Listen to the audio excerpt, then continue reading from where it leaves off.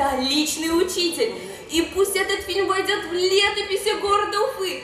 26 февраля сцена городского дворца культуры стала местом съемок фильма «Столичный учитель», а сотни зрителей и педагогов имели возможность воочию увидеть, как рождается новый шедевр кинематографа. На самом деле, на этом вечере прошла церемония закрытия конкурса «Учитель года столицы Башкортостана-2016». В Уфе работают сотни замечательных, заслуженных учителей, у которых есть выдающиеся результаты на федеральном уровне.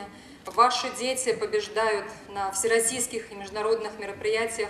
Хочу сказать вам за это огромное спасибо, что вы ежедневным своим трудом сегодня, как это раньше говорили, красиво куете наше будущее. За годы существования конкурса менялись испытания, порядок проведения, но постоянным оставалось выявление и поддержка талантливых педагогов и повышение престижа учительской профессии. В этом году в конкурсе приняло участие 66 учителей. Они достойно прошли все этапы соревнования, продемонстрировали высокое мастерство.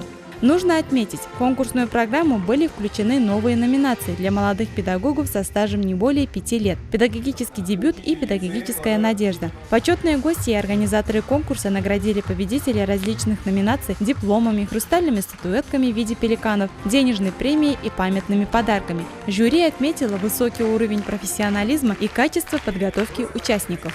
Ульянова Надежда Сергеевна, учитель географии гимназии номер 3. От имени всех молодых учителей столицы Башкортостана я бы хотела выразить благодарность организаторам конкурса за возможность увидеть опыт коллег и показать свой опыт.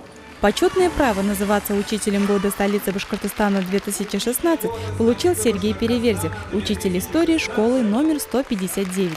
Выступая перед зрителями, он признался, что мечтал победить в конкурсе, готовился к этому состязанию. Конкурс – это прежде всего не соревнование. Конкурс – это хорошая школа жизни, педагогической жизни, которую обязательно стоит каждому учителю хоть раз в жизни попробовать.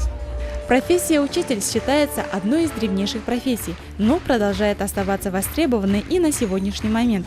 Конкурс «Учитель года столицы Башкортостана» давно стал доброй традицией, и желающих бороться за звание лучшего в профессии с каждым годом становится все больше.